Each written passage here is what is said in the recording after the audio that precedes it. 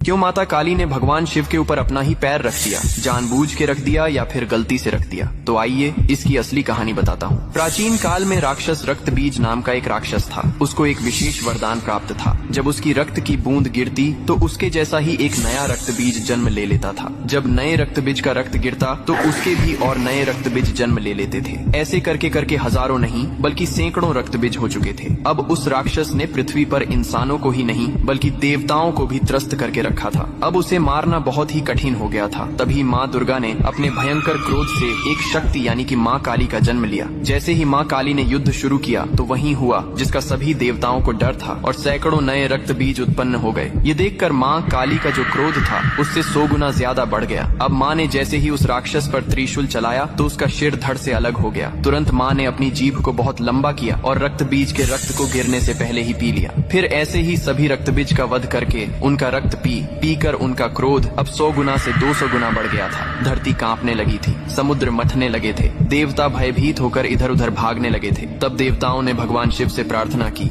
हे महादेव, आप ही माता काली के संताप को शांत कर सकते हैं। शिव ने देवताओं की पुकार सुनी और माँ काली के सामने युद्ध भूमि में पहुंच गए। लेकिन माँ अपने तांडव में इतनी लीन थीं कि उन्होंने शिव को भी नहीं देखा। तभी भगवान शिव ने स्वयं माता के चरणों में लेट गए। जैसे ही माँ काली का पैर अनजाने में शिव के सीने पर पड़ा, तुरंत उनका क्रोध शांत हो गया। उन्होंने नीचे देखा तो अपने प्रिय पति शिव थे। यह देखकर उनकी जीभ शर्मिंदगी से बाहर निकल आई। इसके बाद शिव ने मुस्कुराते हुए कहा, हे माँ, तुम्हारा यह रूप सृष्टि के संतुलन के लिए था, लेकिन यह रूप अब धरती पर बहुत धाम धूम से पूजा जाएगा। यही कारण है कि तस्वीर में और मूर्ति